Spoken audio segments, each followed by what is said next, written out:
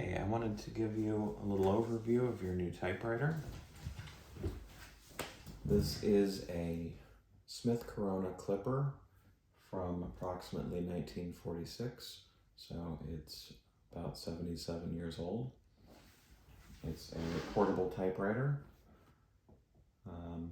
smaller than what were called the standard machines, which were larger and heavier and pretty much just stayed on a desk. These were considered small enough to take with you.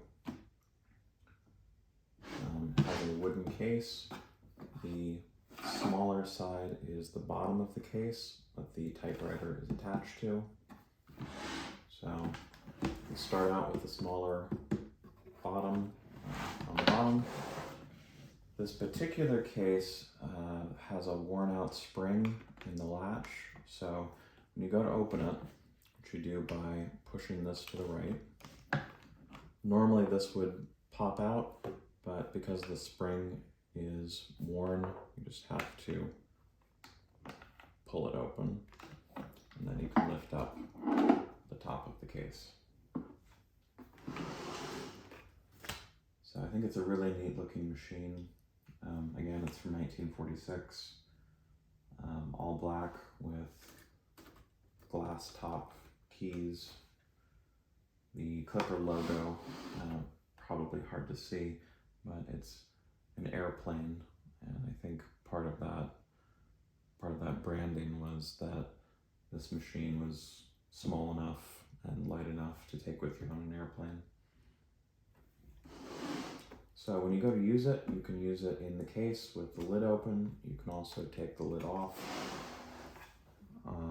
Each hinge is a tab that you push towards the back of the case. If you push in on both sides, you can sort of rotate the case, the top of the case away from the hinge, like that.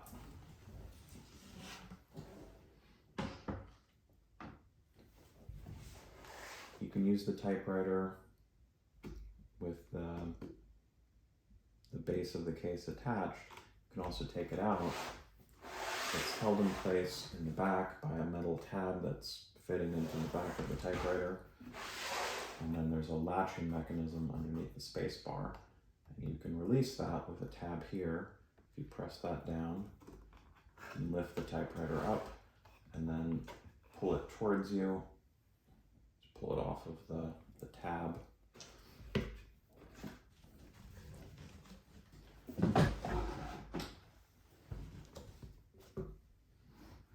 So once it's out of the case, you can lift it up and see some of the mechanics of how it works.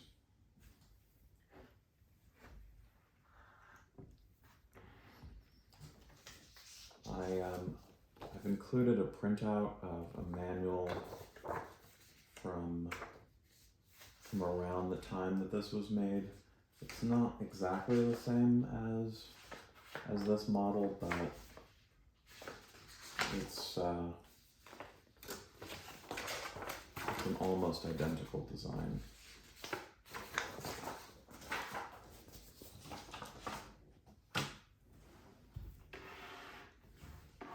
So let's see. The rubber coated tube here is called the platen, and that's what the paper sits against and what you move to advance the paper through the machine. When you go to load paper, and a lot of enthusiasts will say to use 2 sheets of paper. The top sheet is what you're typing on, and the back sheet helps to sort of protect the platen, and I think it leaves a better impression on the page. It kind of makes it a little bit softer. So that's what I'm going to do in this video. So to load paper, you insert it behind the platen, and then you can turn the platen knob on either side to advance the paper through the machine. This control here is the paper release. If you move it towards you, the paper moves freely. So you can make minor adjustments to make sure everything is straight and how you want it positioned, and then close it, and then it doesn't move.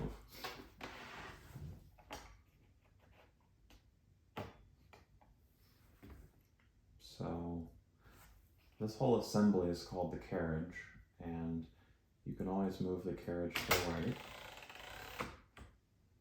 but moving it the other direction requires typing or using the space bar or using the carriage release.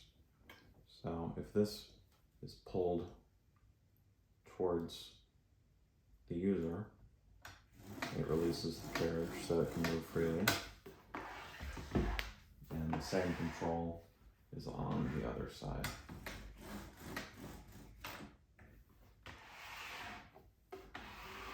So let's try typing.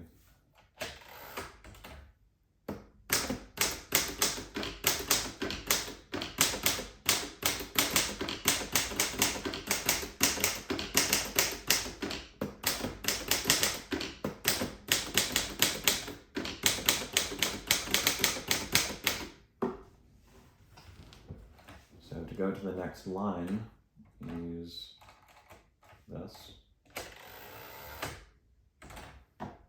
And you can also have it advance 2 lines at a time with the line spacing control.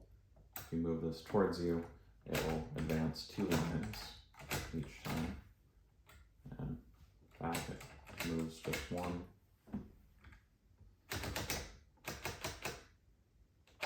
When you get near the end of the page, there's a bell that makes a ding sound to remind you that you're getting near the end.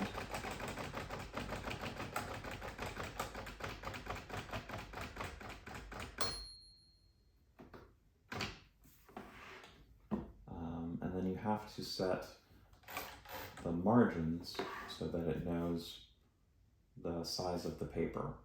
And that tells it where the bell should go off and when going to a new line, where it should stop. The margins are set back here. It's this and this. And if you push this, you can slide it to where you need it to be. So just to demonstrate, I'll move them in a little bit. And now when I go to start a new line, it stops there. And we'll probably ding around here.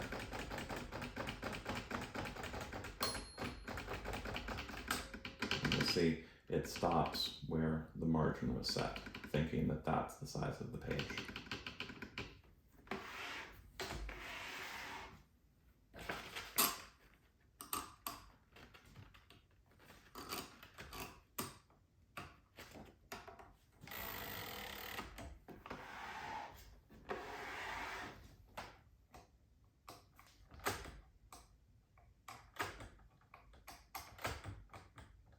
That's about where it was. If you ever run up to the margin and you want to keep going, you can use the margin release key. If you push that down, it lets you keep going beyond where the margin is. And the same for over here.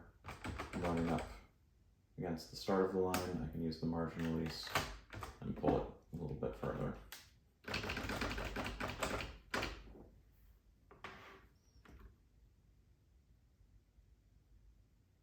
Let's see. Oh, when you advance the paper, it moves 1 line at a time. You can also pull this out and the platen will turn freely. And this is useful when filling out a form, so you can go right to where you need to enter text. If you push it back in, it goes back to just advancing 1 line at a time.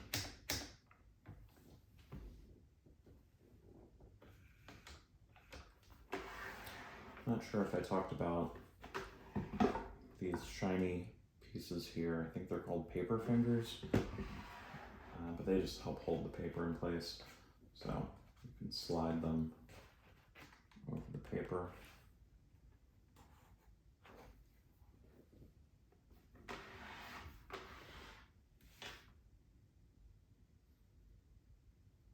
that's about it for typing. There's a backspace key. It goes back one space, and you can always just push the carriage that way also. Shifting and shift lock is like a mechanical caps lock.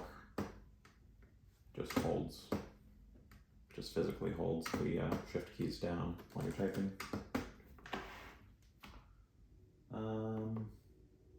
Let's look inside.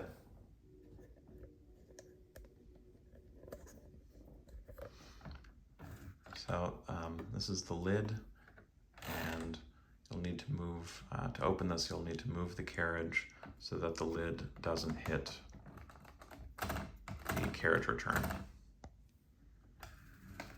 So move it out of the way, and then you can lift up here or on the sides. Since I'm holding the camera, I'm just going to do it from the middle. And so here you can see the segment, and these are the type bars. You can see the type slugs that make the impression. And this is called a basket shift machine. This is the basket. Basket shift means that in shifting, the entire basket moves. In some older typewriters, shifting actually lifted the carriage up, and it required a lot more force, and this design is a lot easier to type with. Over here we have a control to adjust the amount of force that it takes to press a key. I'm going to leave it on the lowest setting, but raising it just adjusts the spring to require a little bit more force, and sometimes that's handy if you're using carbon paper and you're trying to make a stronger impression. But I usually like just keeping it on a very low setting.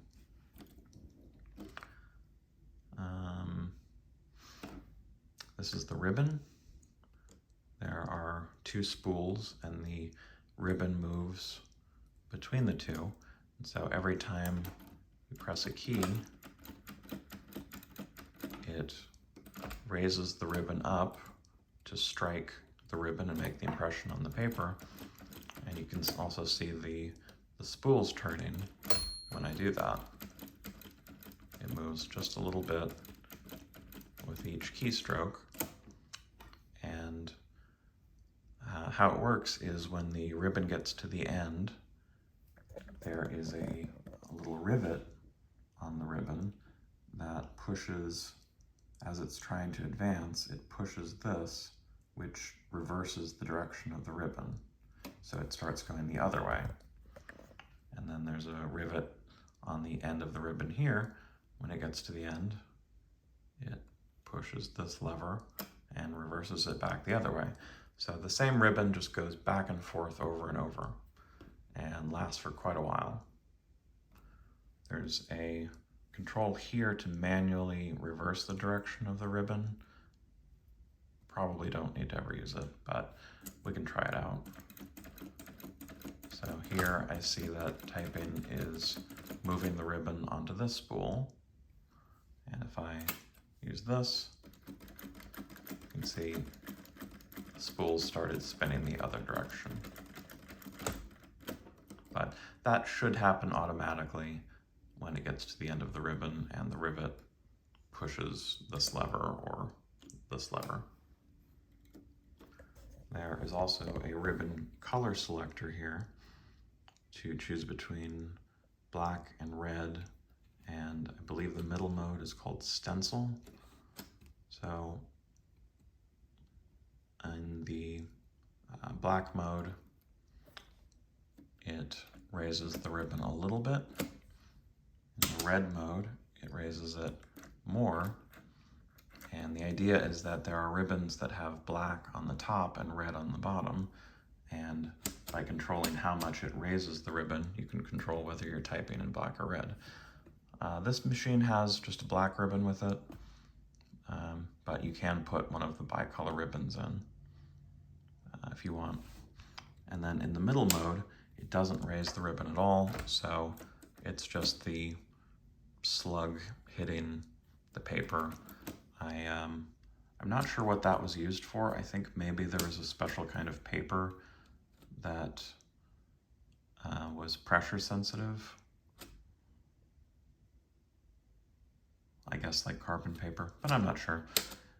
So for now, I would just leave it on black, and then if the ink ever starts to fade, you can always switch to red, and then you'd be typing on the bottom part of the ribbon, which would presumably have fresher ink from not having been used.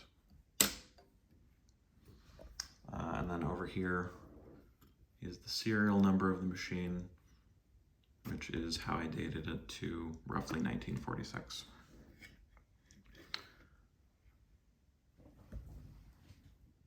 And then to close it, just snap it down. Oh, if you ever need to change the ribbon, so the ribbon is threaded through the little levers that change direction, and it's threaded through here. And if you go to change the ribbon, a little trick is to intentionally jam the G and H keys in the middle. So if you push them both type slugs come up, and the type bars will sort of stick together, and that holds this up. So before it was down here, that holds that up, and that makes it a little bit easier to replace.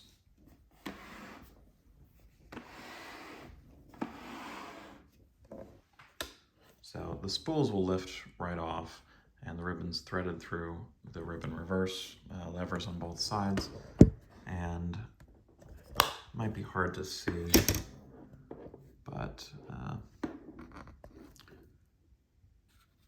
they're threaded through this, and there's a little opening in the back, and so by squeezing the ribbon, you can kind of guide it out on both sides and lift it out of that mechanism.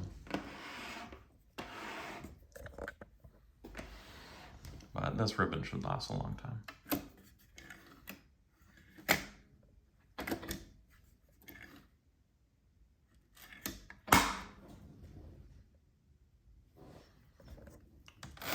I will note about cleaning.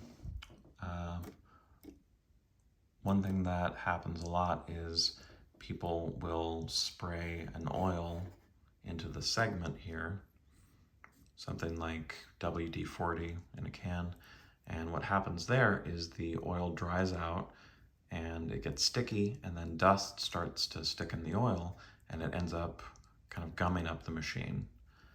And I recommend not using anything at all to clean it, except for compressed air. You're basically just trying to get dust out. So if it ever starts to stick, I would just use compressed air in a can or from a compressor and just spray out the segment here.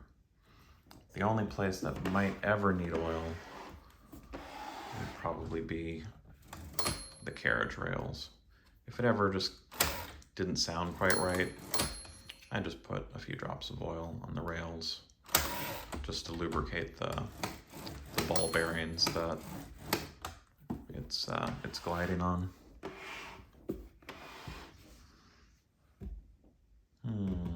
Well, let's cover putting it back in the case.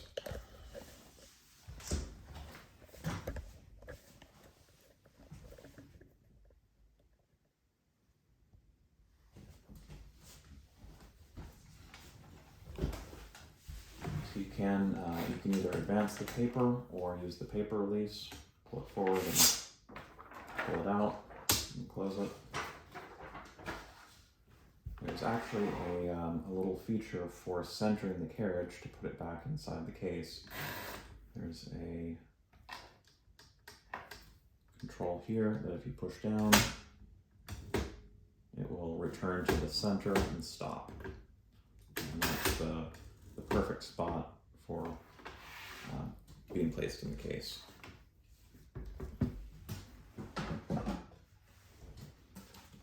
here's the base. I'm going to slide this tab into the back of the machine and then latch it down here. And I'll put the top of the case back on. So these are the tabs that you're pressing to release it, and in putting it back, there are these bars that press in and latch in there.